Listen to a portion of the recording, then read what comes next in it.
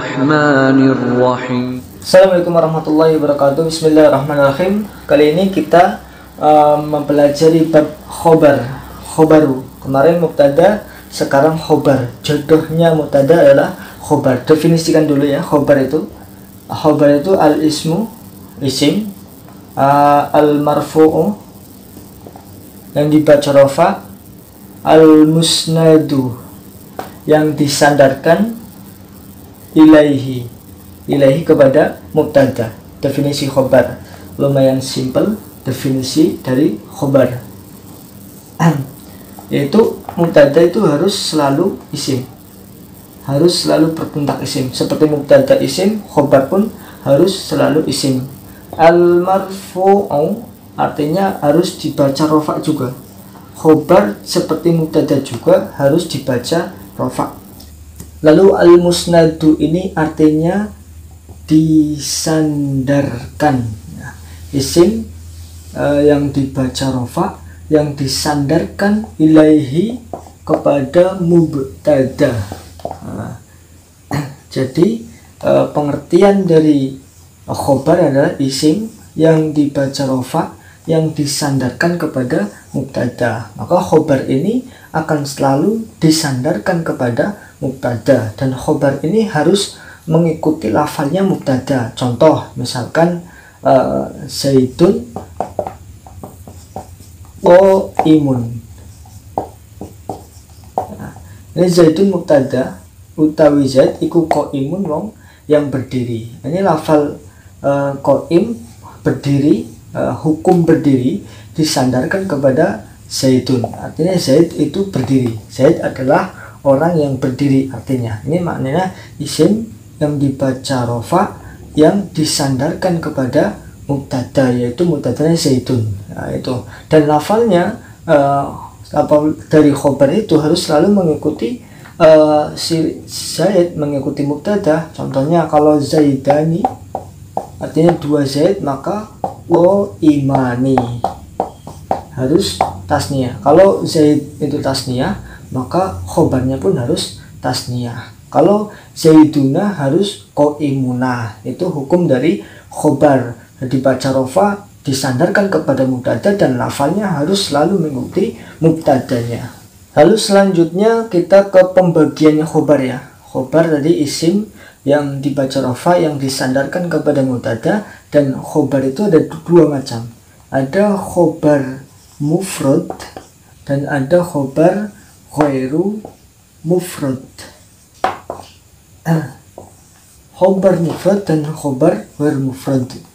Mufradun dan ghairu mufradin. Nah, apa itu khobar mufrad? Adalah khobar yang bukan jumlah atau subhul jumlah. Atau khobar mufrad itu adalah khobar yang tunggal. Bisa dimana khobar yang tunggal, bukan susunan ya. Tunggal bukan susunan, ini namanya khobar mufrad. Kalau ghairu mufrad ini ada dua, karena khobar yang berupa jumlah, jumlatun, atau sibhul jumlah. Nah, ada yang khobar jumlah, ada khobar sibhul jumlah. Yang jumlah ada dua, ada jumlah fi'liyah, ada jumlah ismiyah. Nanti ada contohnya ya. Sekarang kita pembagian dulu. Sibhul jumlah ada dua juga, jar majrur dan dorof madruf. Dorof dan madrufnya ada dua. Contoh dulu khobar yang mufrad seperti tadi ya, qoma Zaidun qaimun.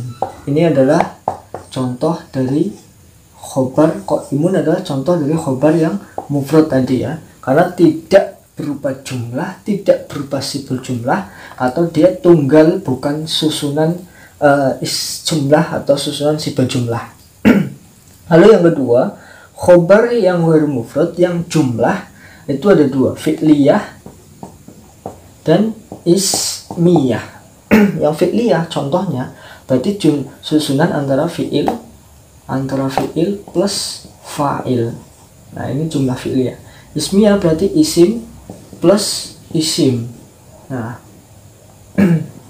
atau mubtada plus khobar, ini semuanya isim. Nah, contoh yang fi'liyah contohnya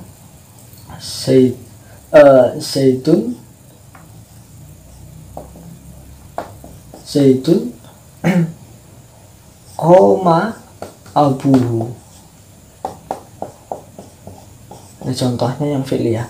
Zaidun utai Zaid, ini mubtadanya Zaid, terus khobarnya koma abuhu. Zaidun utai Zaid iku koma ngadeg sopo abuhu karo Zaid. Ini jumlah fi'liyah diawali dengan fi'il ini menjadi khobar. Nah, makanya khobar jumlah. Nah, kalau yang fi'liyah contohnya Zaidun jariyatuhu zahibatun.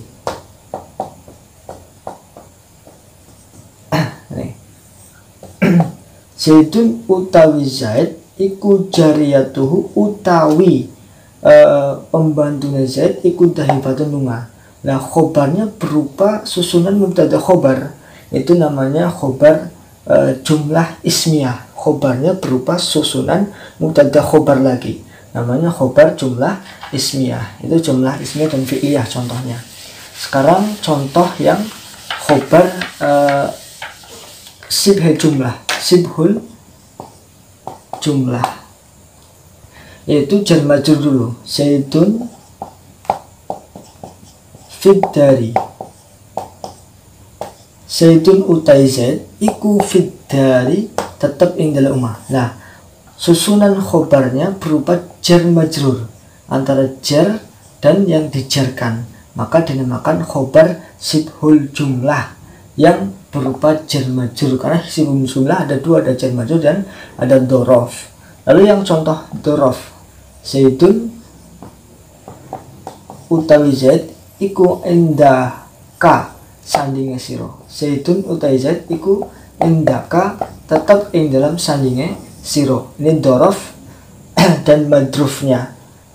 Dorof ada tempatnya, madrufnya ka ini. Jadi Zaid ini menjadi mubtada, khobarnya berupa dorof dan madruf. Indaka ing dalam sandinge siro. Nah, ini di Zaid di sampingmu. Nah, samping ini adalah dorof. Kalau susunan dorof dan madruf maka dinamakan sebagai khobar ghairu mufrad yang berupa sibhul jumlah dorof majrur. Nah, itu pembagiannya ya. Saya ulangi, pembagian khobar ada macam-macam khobar. Yang khobar macamnya ada dua.